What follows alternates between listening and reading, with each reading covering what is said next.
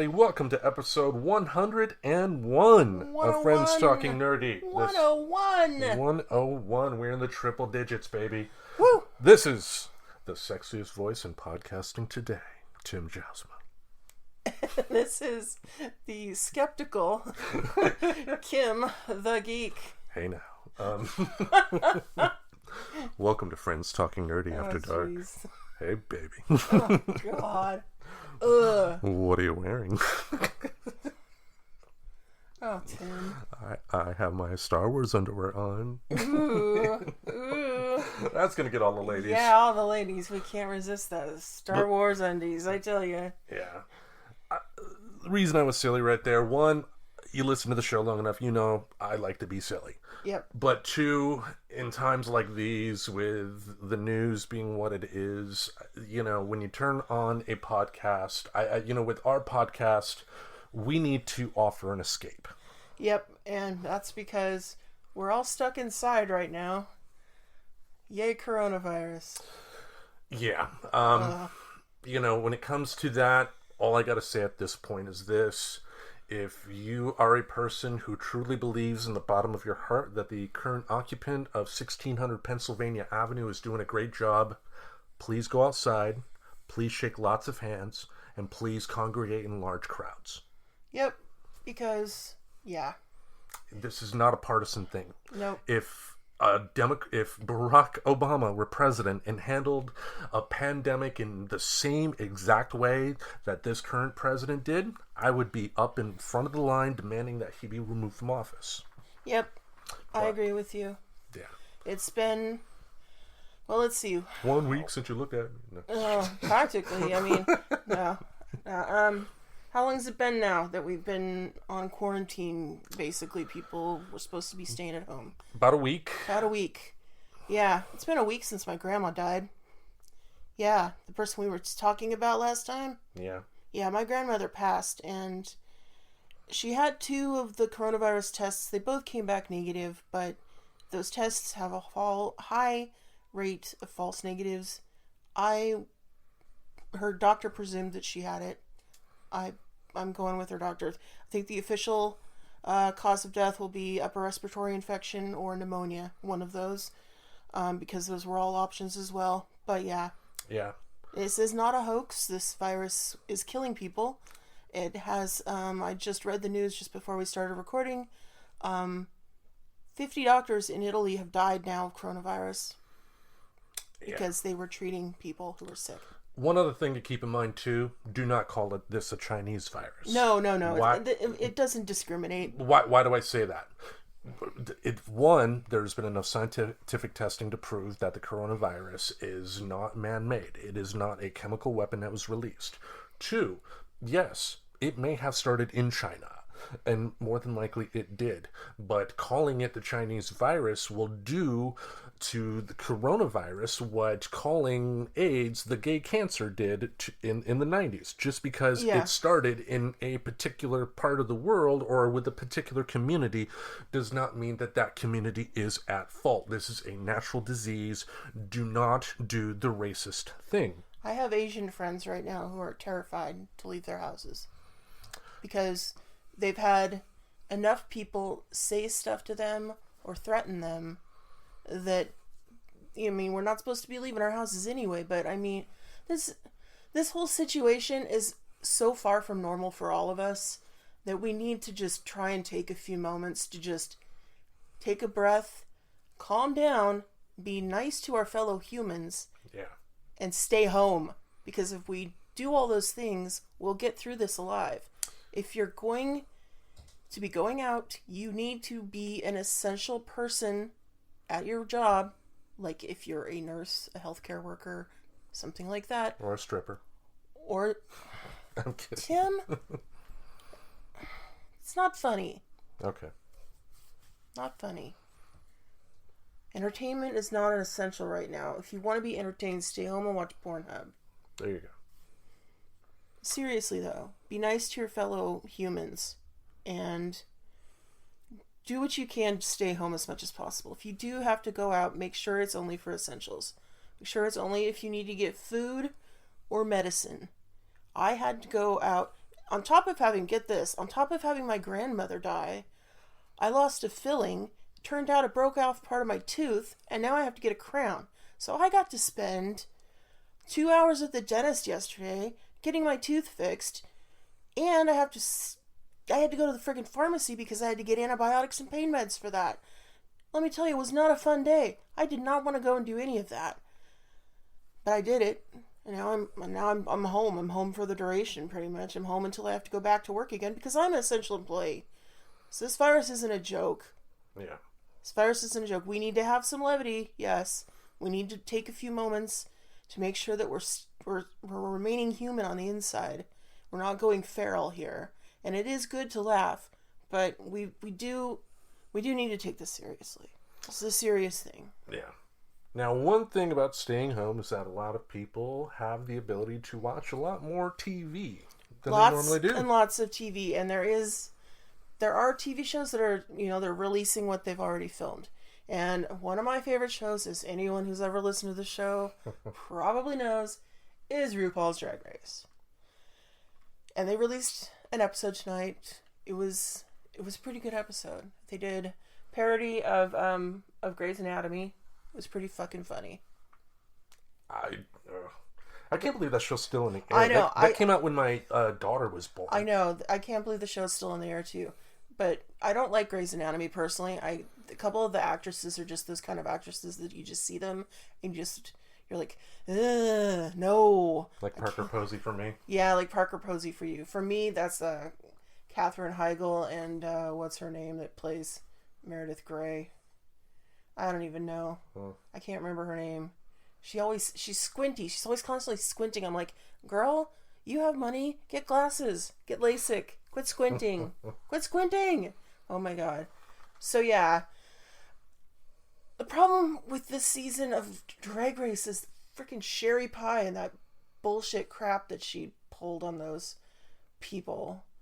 If you hadn't been listening or you hadn't been paying attention to Drag Race before, one of the contestants, it turned out just as like the second episode was being released, it came out that she had catfished some guys and basically was trying to talk them into doing things they might not have ordinarily done on film in order to audition for a role. And she was abusive and cruel to these people. And I'm watching her on Drag Race, and it's just bugging the hell out of me because she's obviously talented and she's just the kind of queen that I normally like because she's campy and she's funny as hell. But my god, what an asshole. I can't believe that they did this and they're winning. But the good thing about Sherry Pie winning stuff, the two prizes that she won 2 prizes of $5,000 each. Mm-hmm. The production company of the show has now donated that money to Trevor Project. So yay for Trevor Project for getting that money. And boo to Sherry Pie. But you know what is good about Drag Race too is there's a lot of other seasons. There's a lot of back seasons you can watch. And if you're just really just in your feelings and you can't deal with what's going on, put on a couple episodes of Drag Race and seriously, it'll probably, if anything, you'll have like some decent music. I like a lot of the music on Drag Race, so you'll have some musical accompaniment while you sob your heart out. So hey, there's that. There's that. You can also find on Pluto TV, the channel's still there. RuPaul's Drag Race is its own channel. Pluto TV, for folks that don't know, if you got like an iPad, or it may be on some services like Roku and whatnot, but it's owned by Viacom. It's essentially cable service for free. That you can download. I mean, you get like some Comedy Central channels, you get some old TV shows, you get TV land. I mean, you get a lot of content for, again, free. So you can definitely watch it there. Yeah, and Dragula is on Netflix right now too. So there's a couple seasons of Dragula, which is more like the dark side of drag, I guess you could say. Right. But honestly, I like Dragula a lot. It's really good stuff, and that's for free on Netflix. Well, you have to pay for Netflix, but you know what I mean. Yeah. Most people have a Netflix subscription, or they borrow someone's password. That never happens. That never happens. No, there's always that. There's lots of stuff out there. If anything, watch some Disney movies. I swear. Although some Disney movies can really be heartstring jerkers, but Well, that's not necessarily a bad thing. I know they on Disney Plus, because of everything going on, they've been releasing some movies a lot earlier. And one movie they recently released was Toy Story 4. Oh, I never did see Toy Story 3, so maybe I should just have a Toy Story marathon. Yeah, Toy Story 3, for my money, is the best. I mean, just the ending. Once you see the ending, it will make 100% sense. It was the ending that needed to happen. Okay, well, I will have to check that out. I think on Disney Plus, I watched The Sound of Music on Disney Plus the other night. That was a good time. I wonder if they edited. I mean, because I know they on Disney Plus they have Splash, but they edited the hell out of that movie apparently. Oh, really? What do you mean? What do you think they edited on? I didn't see it, so I'm only speculating. But I believe in Splash, Daryl Hannah had a topless scene at one point, and that's not there. I think you did see some boobs in Splash, if I remember correctly. Yeah, so you're not going to see boobs in Disney Plus. Oh. But which makes me wonder why they had to severely edit that movie. Why couldn't they just put it on Hulu? Splash? Yeah. Yeah, I don't know. Maybe they just didn't think about it. What about? Did you think that they were going to edit something out of The Sound of Music? Take out all the Nazis. No, the Nazis are still there, and they still have him ripping up the Nazi flag. Yeah. Which was a moment where I was like, yeah, I literally was like, yee. It's always you can't go wrong with watching someone rip up a Nazi flag. Yeah. Oh, and also too, I read today that Black Widow was supposed to be in theaters here, I believe, within the next month, but they pulled it out of theaters indefinitely, and now there's rumors that it just may go to streaming. Oh, well, whatever works. Do you remember quite a few episodes back when I mentioned Joe Exotic? Mm-hmm. Well, there's a documentary miniseries on Netflix right now that everybody is talking about. So I don't think we really need to talk about it, but I watched it, and it was interesting. There were, on Twitter, I forgot the thread, but there were actually some pro wrestlers that pointed out that on his ranch, or whatever the hell you called it, he actually had an independent wrestling company perform a show. Oh. And they said that there were more animals there than there were people in the audience. Yeah, I believe it. And it's just the thing is some people are worried about, like, this documentary glamorizing, like... Just look at the guy. It's not going to glamorize anything. Well, the thing is that a lot of people really want, like, to have those cats as pets and, like, to be able to, like, pet them and play with them and all that sort of stuff. And I got to tell you, it is... some type of miracle that more people were not hurt on his ranch than actually were. Because, I mean, there was the one of his people who worked for him lost half of her arm because of a tiger. And she still works there. You gotta love Florida. She went back to working there. It was in Florida. It's Oklahoma. Oh, Oklahoma. This was happening in Oklahoma, but down in Florida, there's more crap. There's all kinds of crazy down in Florida. We got a gator farm. We don't even need to talk about Florida.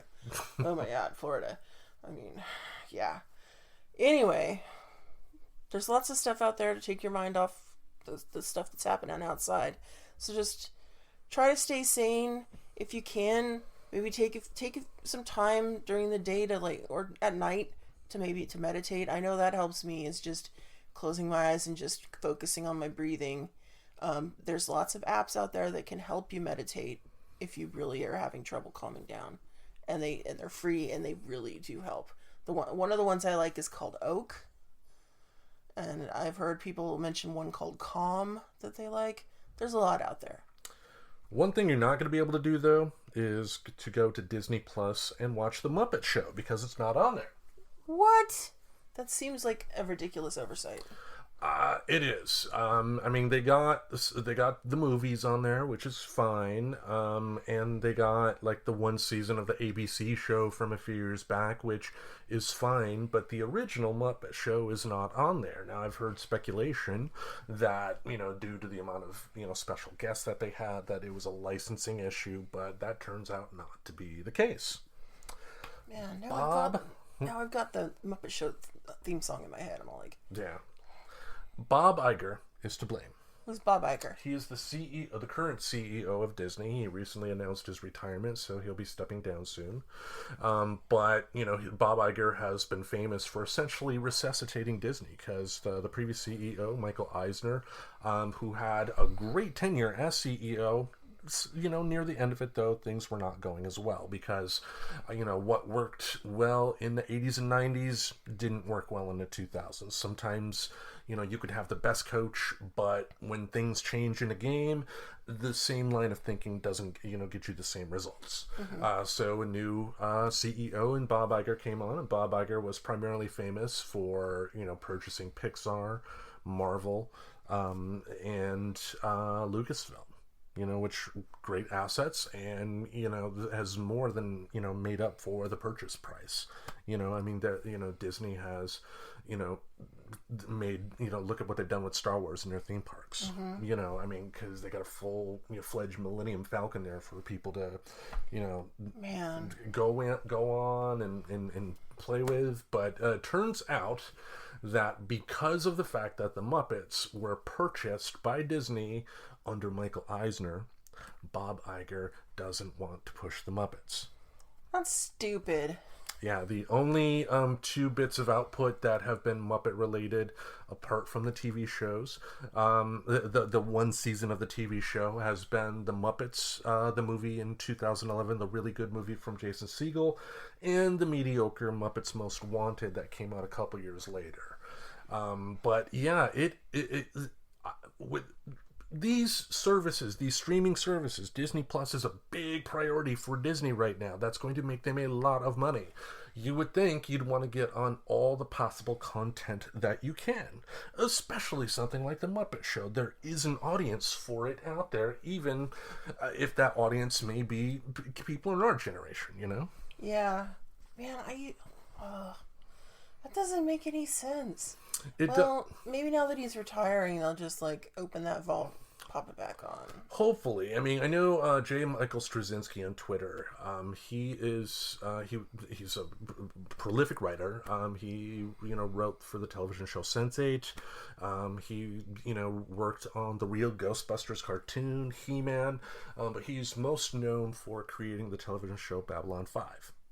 And what he says is that he cannot work on that show in any way, shape, or form in terms of bringing it out as a movie or doing anything because the executives at Warner Brothers realize that project was created by another company and they don't want to put any effort into creating any more content, which is, again, to your point, ridiculous because they own it now. And with streaming services out there and a known fan base for both the Muppets and for Babylon 5, why HBO Max is coming out next month. Warner Brothers owns, massive streaming service. Their answer to Disney Plus and Netflix. There are fans that would pay money to see a Babylon 5, movie exclusive on there. And just like, if the Muppet Show came to Disney Plus, guess who's binge watching it? Me. There are people that want to watch this stuff. So it does not make sense that these companies are not, pleasing their fans. It's a different situation now with the streaming services compared to something like the era beforehand when you would just strictly watch TV shows and whatnot on DVDs. Because if the audience is kind of smaller, I can see, a business stating, why should we go through the effort of making these DVDs that aren't going to sell? Yeah, they don't have to make any product to sell. All they have to do is just have server click, space. Click, done, pretty much, yeah. Yeah, if they got the server space, and I think Disney has the money to buy a couple terabyte hard drives to put that stuff on there. So it makes no sense. If what I think should be done, fans need to speak up and they need to say, if you want to watch the Muppet Show, go to Disney, send Disney a tweet. Say, bring us the Muppet Show. It's in your vault. You own it. We want to give you money. Please, let me give you my money so I can watch the Muppet Show. Plus, every movie and television production is shut down right now.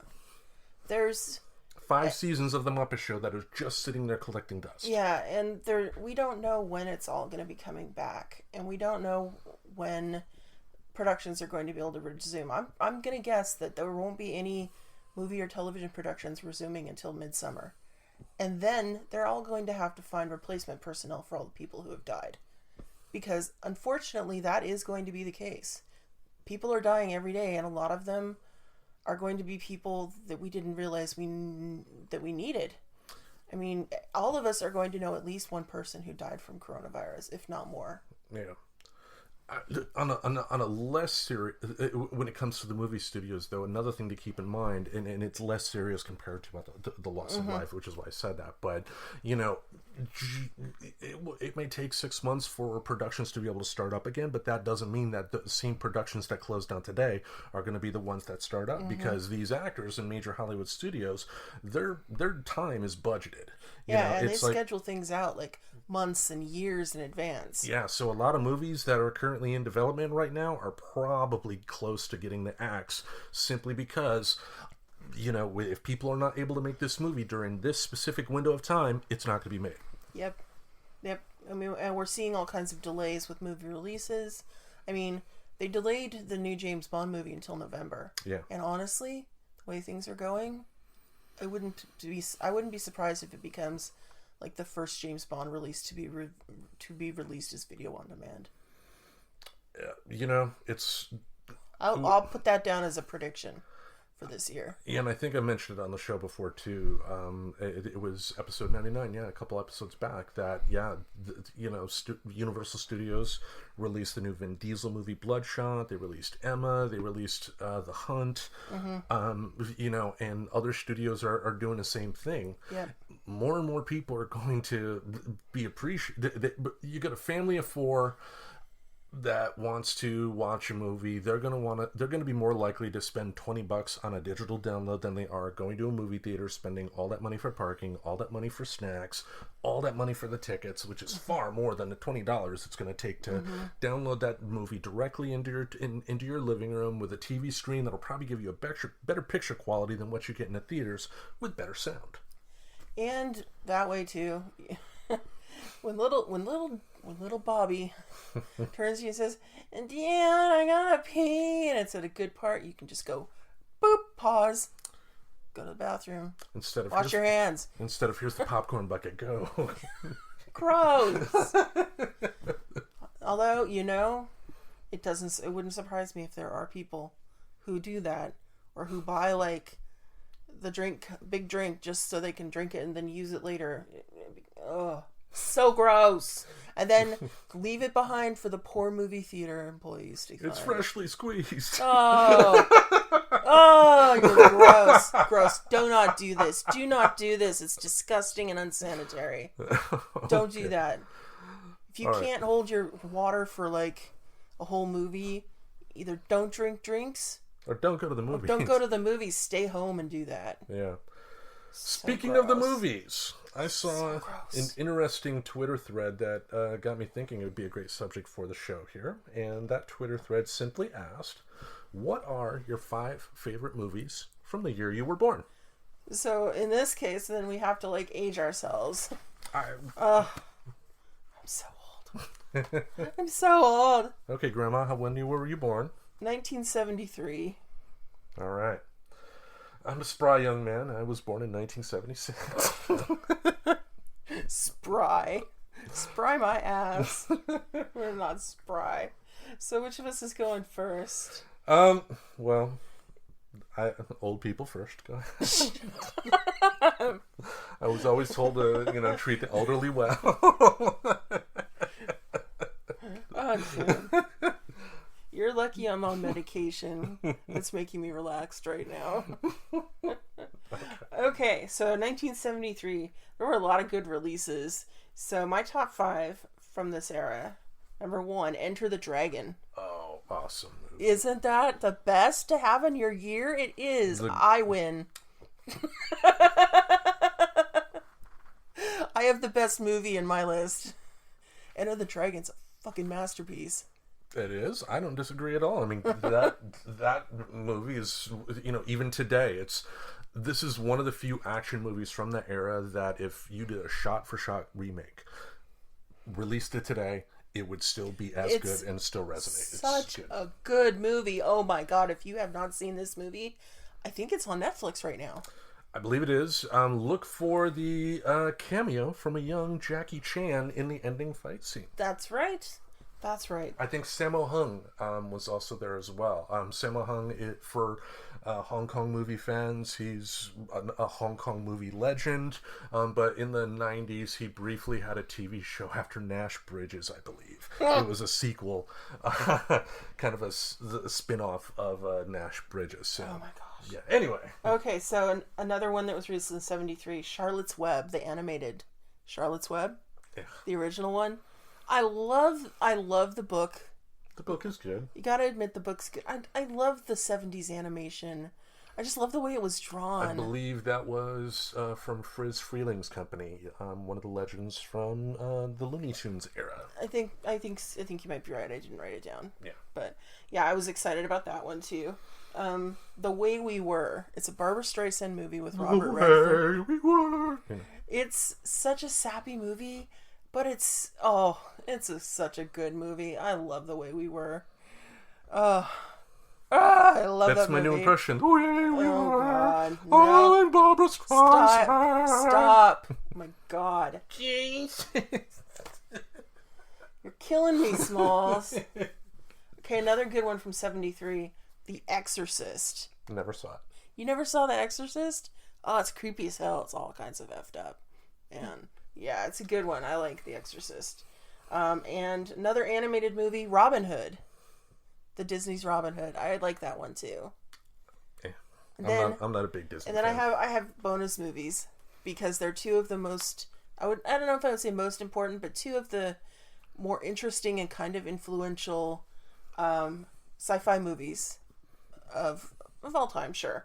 Soylent Green and Westworld were both released in 1973. Soylent Green, starring the incomparable Michigan legend Charlton Heston. Charlton Heston, yes. Soylent Green.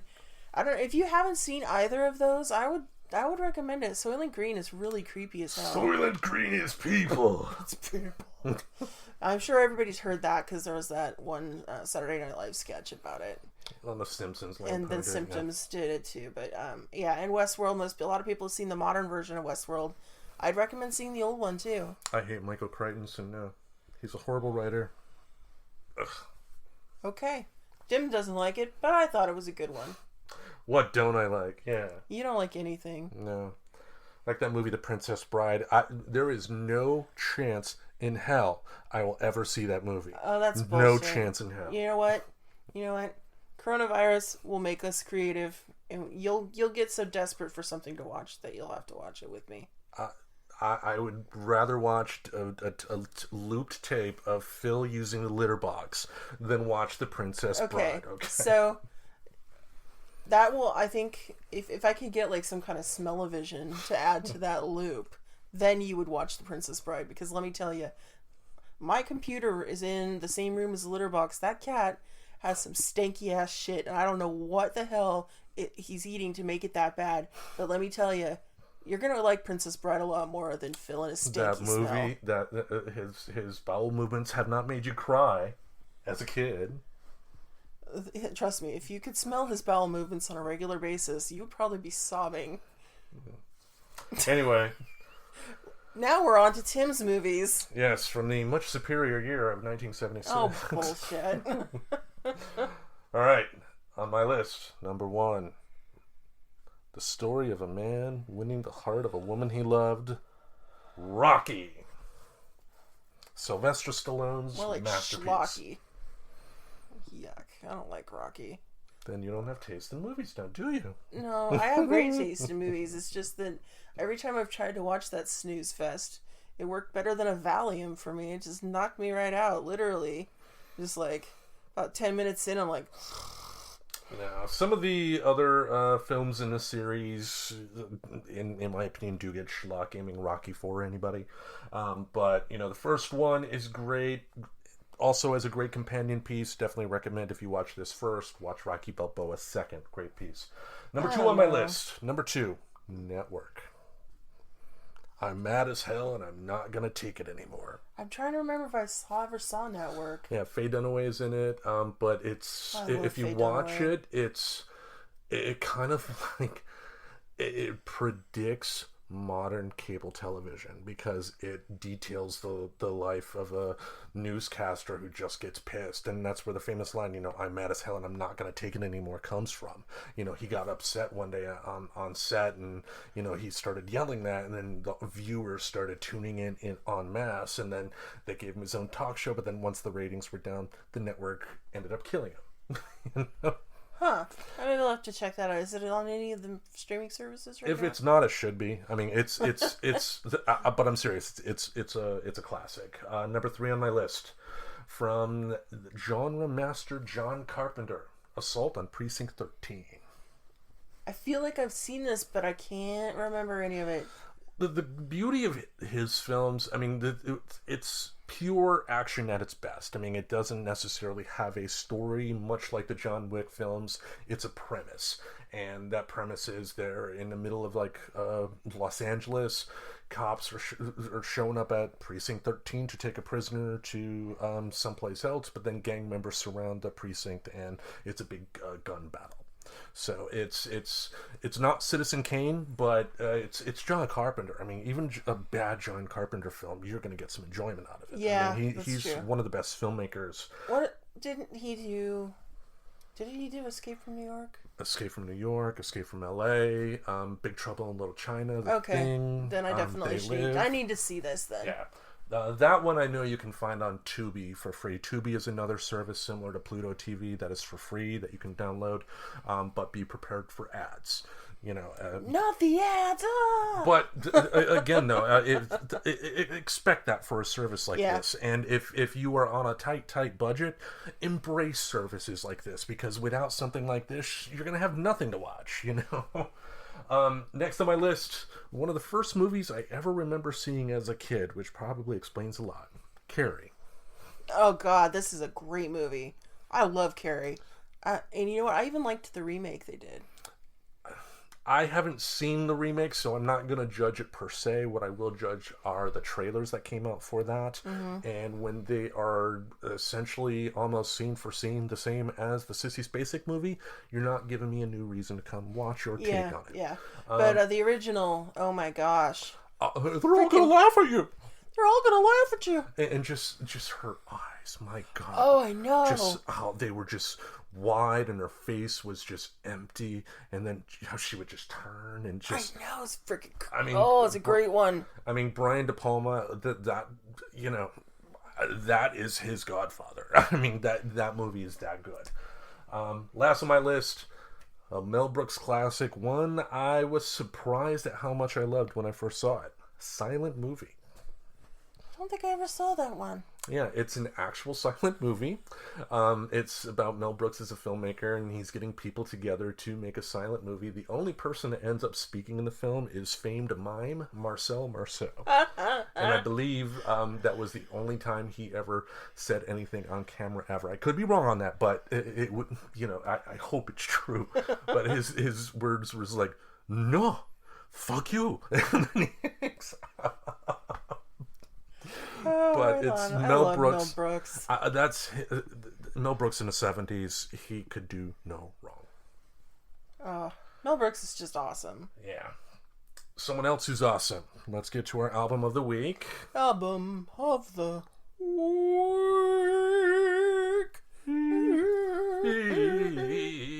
That's the Axl Rose version.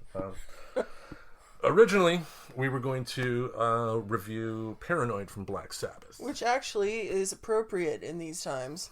Yeah, in a lot of ways. But we had a legendary musician passed this past week.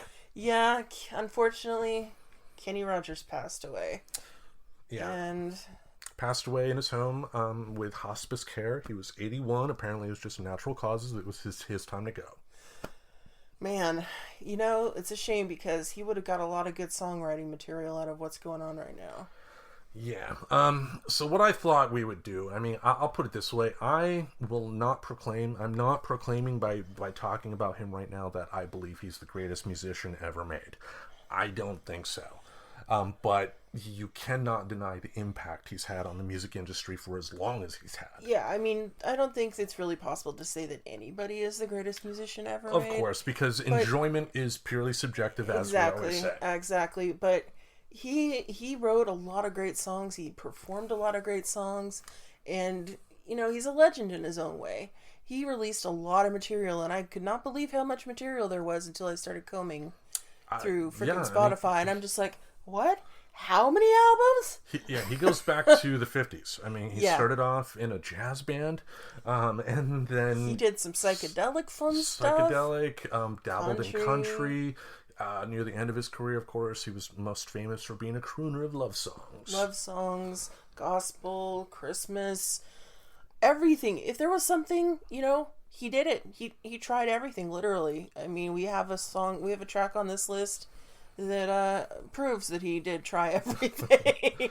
Yeah. So what Kim and I did, what we did is we each came up with a list of our 10 favorite Kenny Rogers songs, and then we combined them. And what we did is if we both picked one song, then that counts as one pick essentially. So it's not going to be 20 different choices here. No. Since we had a lot of the same choices here, we just put it together on a playlist on Spotify, and when you listen to the show, if you look in the show description, you're going to see a link that will bring you to Spotify, so you can listen to what we chose here. But let's go through it track by track and talk about our thoughts. To be clear, the direction I gave Kim for this was that our critic hats are kind of off for this. It's just stuff we enjoy. Yeah. So we may have a critique here or there, but this, he passed away. This is honoring his memory, so we're not going to, well, this sucked. That would be disrespectful. Yeah, it would be a little disrespectful, but at the same time, I think there's a couple songs on here that I'm kind of but at the same time, I'm like, fuck it. The guy passed away. He was a great guy. Yeah. So and to be clear too, I mean, look at our philosophy when we critique. I mean, yeah. Ultimately, my philosophy has always been, I give the type of critiques that I would want to hear if I were the artist receiving it. So it's nothing personal, I'm not, I would not say to anybody, you suck, or something like that. Well, I would, but that's usually me being a sarcastic bitch and teasing. But still, you're not. But you would not, in real life, go to somebody and say you suck. You're not. That's you're true. not that type of person. I wouldn't. You're going to tell your friends. If I did that, they would have been. I wouldn't go up to a complete stranger and do that. You're going to tell. I wouldn't go up to like an author or someone and do that. But if we're friends, like Tim and I are friends, then I might tell him he sucks occasionally. But then I'd probably kiss him on the cheek and go, but I still like you. Oh, good boy. All right, so we're going to go through this track by track and discuss some of our thoughts. So track 1, just dropped in to see what condition my condition was in. What'd you think of that? Oh, I love this song. And part of the reason why I love this song is because it's in the background of in a scene from one of my favorite movies, The Big Lebowski. It's in the bowling scene where he's like, when the dude's like dancing down the bowling lane and there's like little pinup girls there, and it's just so weird and nutty, and this song's in the background. It's great. Yeah, I dug the song too. If you can, try and find the album cover from the first edition and just look at Kenny in that era, and it's funny as hell. Well, just looking at Kenny a lot of the time was kind of funny because the guy, he's a good guy, but he dabbled with the plastic surgery a little too much. Yeah, it looked like an alien at the end, Yeah, it was a little... Alien Autopsies with Kenny Rogers on Fox. He was a little tight in the face after a while. Hello! Yeah, I'm Kenny Rogers. Yeah, if you get a chance to go to YouTube, do a search for Kenny Rogers Mad TV and Will Sasso. Hi, I'm Kenny Rogers. Will Sasso is a freaking genius when it comes to his Kenny Rogers impressions. So make sure you see the Kenny Rogers Jackass one. Hi. Oh my god. Hi, I'm Kenny Rogers and this is Jackass. And there's one where he did a Kenny Rogers reality show, and one of the challenges he gave a person was to eat raccoon brains, but he ate it first. And then he goes, tastes like chicken, but more brainy. And then there was the the Kenny Rogers ice cream parlor. Yeah. Or Kenny Rogers Thanksgiving special with James Brown. I'm gonna lose it. Oh, okay, let's go back to the music, or else we're just All gonna right. sit here and giggle. Okay. All right, the next track, She Believes in Me. Oh, this song is so sappy, but I love it. I just love this song. It was like, it's on one of his 80s albums, and late 70s, early 80s. I don't remember what year. And this is going to be on most of his official greatest hits albums that are Yeah, out it's there. just, it's just he's like, and she believes in me. I still don't know just what she sees in me, and it's just like. What every woman wants to It hear. kind of is. It's like this love song from a guy who's just astonished that this wonderful person is in love with him. And I think a lot of us can relate to that. And it's so sappy, but it's so good. I just want to cry. Oh, the notes I had. It's a love song for middle-aged folks. It's sappy, but it's heartfelt. And then I wrote, the amount of 50-year-old panties that were moistened over the years because of this song could fill the Pacific Ocean. I'm serious. I mean... Tim. You know I'm right. What's the next track?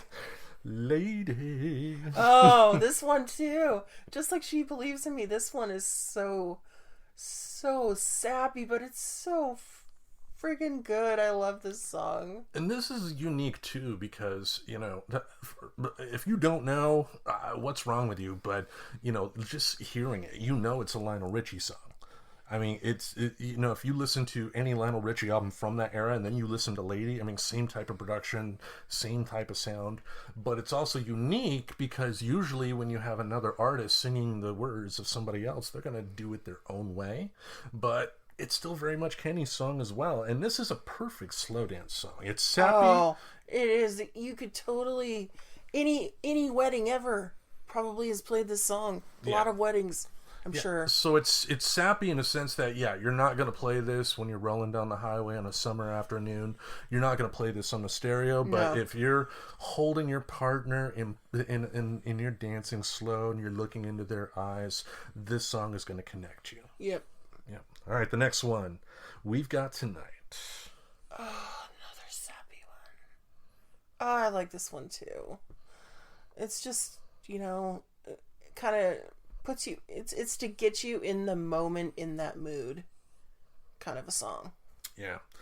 I couldn't create a playlist without including this because you got to think a little bit of Michigan for this. This is a cover of a Bob Seger song.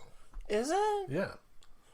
Wow, I always thought of it as a Kenny Rogers song. Yeah, so the only issue I would have is that they use the synthesizers a little too much for my liking, but it's a great cover. It's a sappy song. You gotta have some synth. Come on. Not that much. I mean, if it were syrup, it would be like pouring a whole bottle of Mrs. Butterworth over some waffles. Just a little too... Cut back just a little bit. Just a little bit? Yeah, I mean, you don't want to be like me as a kid pouring sugar into my cereal because then the milk would be like gravy at that point. But, you know. I really want waffles now. Okay, next track. Next track. A classic. The Gambler.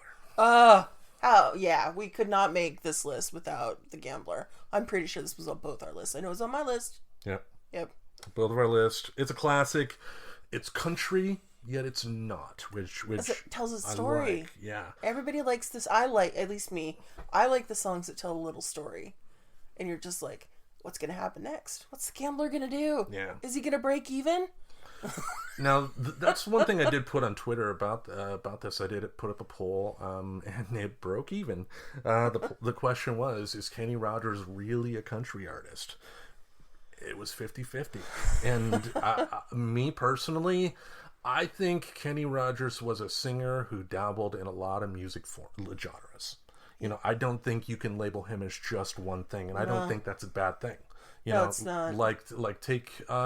He was in 2013, I believe, entered into the Country Music Hall of Fame. He's in there. Someone like Hank Williams Jr., who most people, even without necessarily hearing the music, would still say, you know, Hank Williams is country. Hank Williams Jr. is not in the Country Music Hall of Fame, so it is an accomplishment to be recognized as essentially an ambassador for country. But I would still say he wasn't necessarily a country artist. He was a musician who dabbled in country. Yeah, and there's a Muppet version of The Gambler with him in it. I posted it really on cool. our Facebook page. Awesome. Yeah. Awesome. All right, the next track, Lucille. Oh, I like this one too. It's another story song. And I'm just like, you go, Lucille. You go. You go, girl. Go, girl. 3 snaps. Go, girl. 3 snaps up. Yeah. Damn it. The fun thing about this song is that you could make up your own lyrics. I mean, as a kid, you know, you picked a fine time to leave me, Lucille, 4 ugly children and a cockatiel. That's what I had as a kid. I thought it was 4 ugly children and a crop in the field for a while. I didn't realize they were hungry. I thought they were just ugly. Well, maybe they were both. probably. But you know, I don't know if so my debate about this song is Lucille the bad person in here, or is it the person who's singing from their point of view? It's Because it sounds like Lucille was overworked and underappreciated. But you gotta think, I mean, it doesn't indicate that Lucille was involved in a polyamorous relationship or anything like that. So if she's at a bar talking to a different guy and that's her husband coming in saying that, then she's cheating. It does not matter if she has if she has legitimate reasons to break out of a relationship. If she did not like the relationship with her husband, she should have just said it needs to end. Under ideal terms, and I'm not talking about like spousal abuse. There are other things. This is just in general for two people who have done nothing more than grow apart. Yeah, it's hard to tell from the song. It's like, did they grow apart? Yeah. Is she overworked and underappreciated? Is he overworked and underappreciated? Maybe they just need to like not be at the bar and go somewhere quiet and talk. Yeah. Yeah. What do I know? I got a divorce. I have a divorce too, so yeah. I don't know nothing about that relationship stuff. Yeah, you know? me neither. Yeah. On to the next one. Islands in the Stream. Oh, I love this song. I love Dolly Parton, and I love them together. They always sound so good together. This is a classic song, but again, this is another instance of how can you label this song that was written by a member of the Bee Gees as country, because it is not a country song. Oh, no, this isn't a country song. This is a pop song. This is a pop song. Yeah. Yeah, no, I wouldn't ever call this song a country song. Yeah, I mean, it's a fun song, and I believe it's one of those songs, too, that, like, Margaritaville, like, anybody could really sing in a duet at a karaoke. Oh, yeah, this is all... If you go to karaoke, it's pretty much guaranteed that someone's going to do Islands at the Stream. Yeah. And if nobody does, it's like a miracle. Yeah, that and Baby Got Back.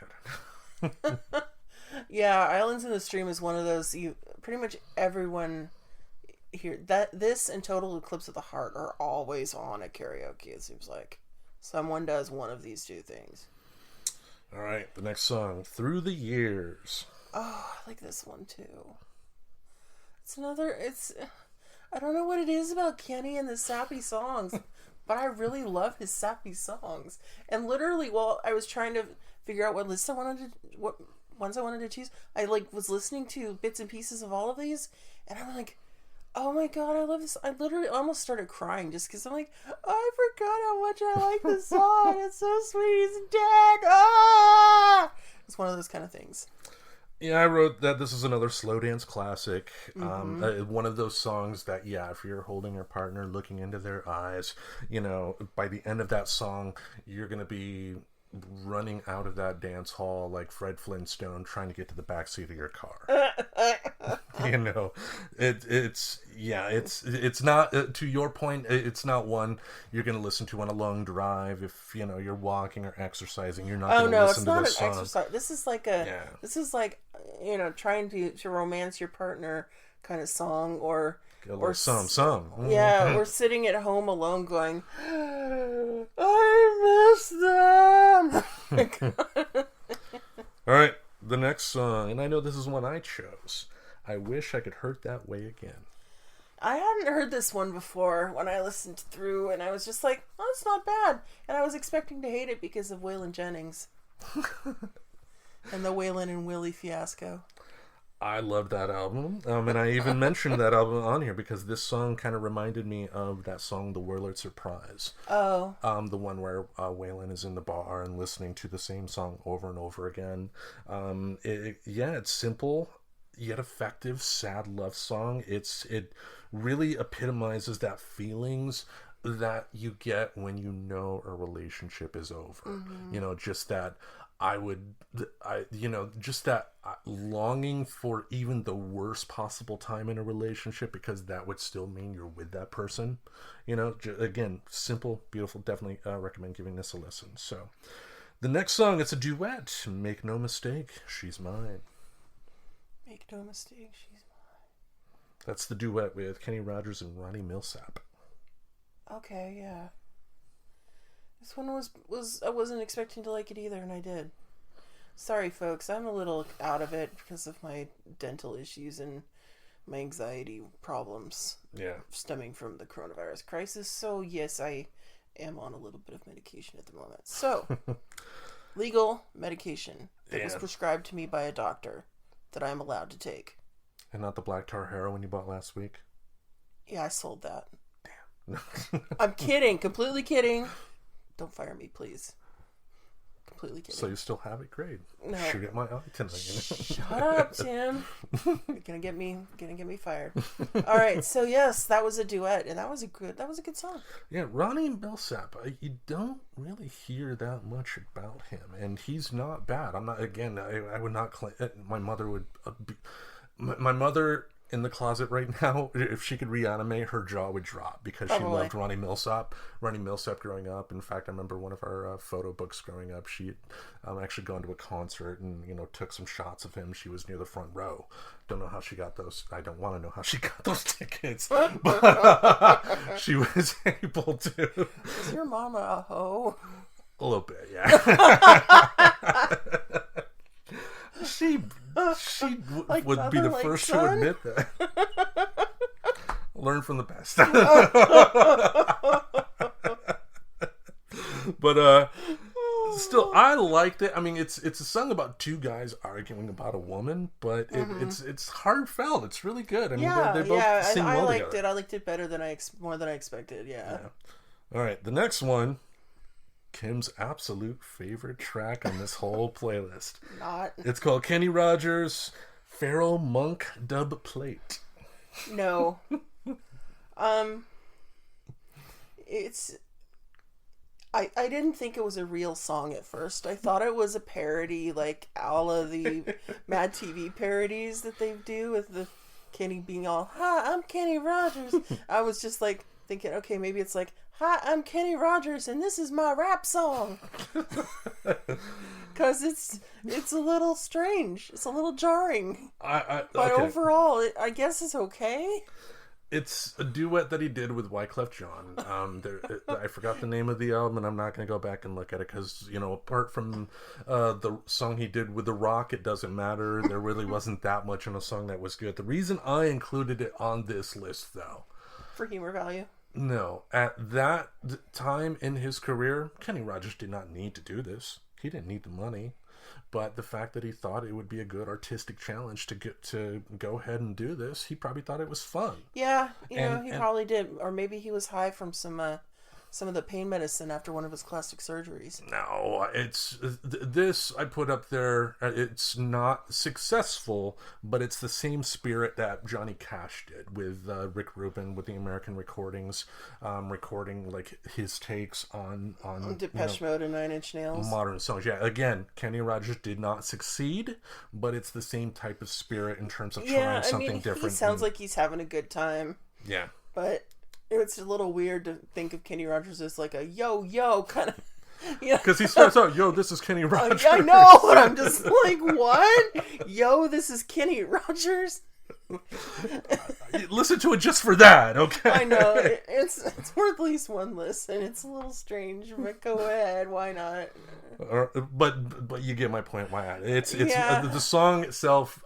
is garbage. The song is garbage, but what I respect more than anything is the spirit behind it. Because again, he didn't need to do this. I mean, he was.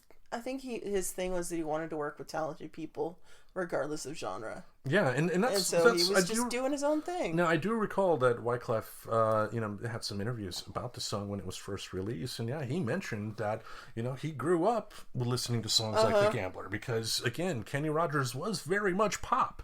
When you have Lionel Richie producing and writing songs for you, it's going to reach all kinds of communities out there, and not just the, white Southern country community. We're gonna reach Kenny Rogers reached every community pretty much, I think. All right, we'll move on to the next song. Reuben James. I love this song so much. It's got such a good groove, and it's one of those story songs because it's talking about this black man who adopted a kid who was having problems and raised him, and didn't matter that the kid was white. He just was like, this kid needs help. I'm gonna help him, and it's a really sweet song, and I think it's really poppy. I like it's got, and it's kind of got that hillbilly twang to it a little bit, but it's fast and it's just as catchy. It's really freaking catchy. Well, for me, sonically, I didn't think the song stood the test of time, but, to your point, the subject matter, especially when this song was released, because I believe this was released while he was still with the first edition.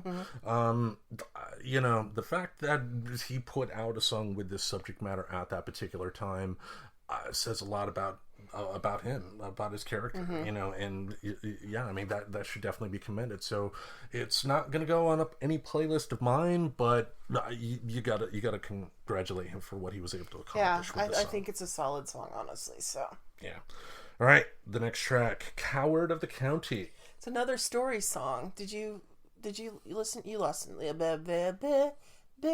Words. You listened to it correctly, correct? And correctly, yeah. And correctly, yeah. Okay, yeah, so this song, basically the guy's like considered a coward because he doesn't fight, because his dad was a fighter. But then it takes a very dark turn. He straight up murders everybody. He straight up goes, some terrible people. I don't know what they do to his lady, but no, they raped her. They raped her. I mean, it doesn't flat out say rape, but they had like torn dress. Torn dress and crying and shame, and it was.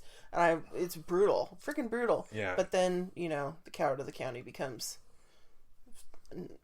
goes out and kicks their ass. And he kills them. He brought a shotgun to the place, and he came in with the gun. And then they thought that it was a coward because he turned their back to them, but that was only to lock the door. I didn't really get that he shot him. It sounded to me like he beat the crap out of him. To me, it was a shootout. Okay, so the song is open to interpretation, and so he basically what it says is don't discount those who are meek or quiet, so to speak. Because they can beat your ass. Because shoot you in the fucking face. Yeah, don't fuck with them, boys. Pretty much.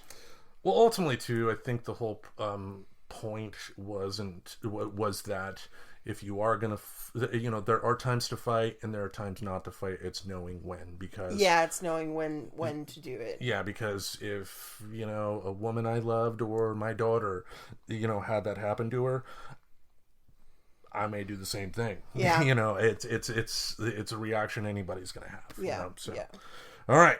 The last track on this playlist, the Friends Talking Nerdy Kenny Rogers tribute playlist. Don't Fall in Love with a Dreamer. I love this one too. It's a duet with Kim Carnes, and it's really sappy, and I like this song a lot. I don't know how you feel about it. This one, I didn't care for it. It wasn't my favorite. I mean, Kim Carnes, she's the one that did Bette Davis Eyes, right? No, I don't think so. Okay, I thought somebody named Kim did that song. I don't think it was Kim Carnes. But it's, it just it wasn't for me. That's just one I did not care for. But let me do a quick search on Kim Carnes because I got to find out what she did. I could have swore it was. I'm probably wrong because of the hydroxyzine. So Yeah. Here we go. Wikipedia. Phenomena. Say it. Sailing. Yeah. Don't Fall in Love with a Dreamer. Yeah. More Love. Betty Davis Eyes. Okay, so Tim was right. What was that? I said Tim was right. What? We'll put that on loop forever. Yeah, so now, because I just said that, anytime I'm wrong, he's going to have that like on a little soundboard on his phone and just like go, Tim was right. Tim was right. Dun, dun, dun, dun. Well, that's our favorite Kenny Rogers tracks. Yes, those are our favorite Kenny Rogers tracks. Yeah, again, like I said, I'm not going to proclaim to be his biggest fan ever, but you can't deny his impact. Nope, you cannot deny his impact. Yeah, and for any artist, the best way to honor them is by consuming their art. Yes. Yes, he may be gone, but he will never, ever be forgotten. So, next week, it'll be your choice. No, we're still gonna do Paranoid, right? No, this is my choice, and I made the choice to... Well, I don't have a choice in mind, so we'll still do Paranoid. Okay, it'll be my choice again next week. Yes, it'll be Tim's choice again, because I was not prepared. I was not prepared. Oh, how could you? All right, Black Sabbath next week. What a 1-2 punch, Kenny Rogers and Black Sabbath. Yo, this is Kenny Rogers with Black Sabbath. That would have been awesome. Kenny Rogers and Ozzy doing a duet. Kenny Rogers covers Pantera. Oh man, I can't imagine like Kenny Rogers doing Iron Man. Oh, we should talk about it on the show at one point, but there is a great band out of Sweden called Hell Songs. Yeah, they I know all about Hell Songs. Yeah, they do acoustic covers of heavy metal songs, and they're some of the most beautiful covers I've ever heard. Yeah, I like them too. So yeah, we should talk about that at some point, but not right now. I think it's time for a little Ozzy. Next week on Friends Talking Nerdy. Anything else you want to mention before we wrap up this week? Everybody, please, if you don't need to go out, stay home. You should only be going out, like I said, if you need food or medical supplies or medicine. Those are the only times you should be leaving your home right now, or if you are an essential worker. Yeah. Because, seriously, we're not going to get through this if everybody keeps going out and just putzing around the pharmacy looking at Easter decorations, like what I saw yesterday. Yeah. You know... I mean, I'm already kind of... I could say we could thin the herd, but, you know. I'm already kind of annoyed that I'm not going to get to have a nice birthday dinner, because there's no way this is going to be done by my birthday. So... Yeah. Yeah, just please stay home unless you absolutely need to go out and buy food or buy medicine. Well, my son did tell me that he's starting work on a book. That's good. Yeah, he's going to call it The Redneck Skeleton. Oh. And he said, trust me, this will be the next RoboCop. Okay. Well, cool. And basically he wanted me to tell the premise this week on the show. Oh. He said it's about a man who gets affected by radiation and turns into a skeleton. And then he gets revenge on the person who made him that way. How does he get the radiation? Is it like an X-ray gone wrong? And then his X-ray comes to life? Because that's a picture of a skeleton? He gets the radiation. That's all he said. He didn't fill me in on the details. You should give him my suggestion next time you talk to him. Okay.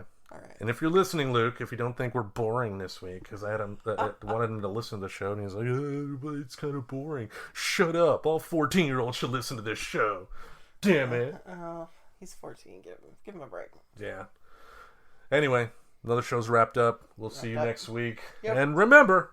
It's such a good feeling to know you're alive. It's such a happy feeling.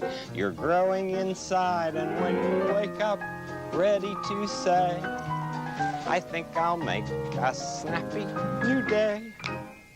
It's such a good feeling a very good feeling, the feeling you know that I'll be back when the day is new, and I'll have more ideas for you, and you'll have things you'll want to talk about. I will too. You always make each day such a special day. You know how? By just your being you. Only one person in the whole world like you. That's you yourself. I'll be back next time. Bye-bye.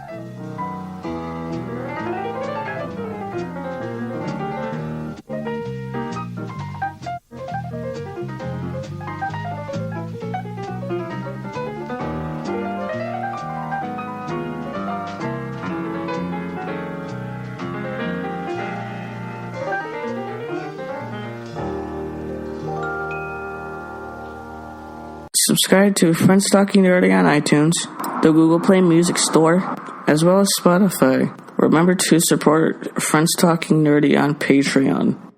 Goodbye, darling.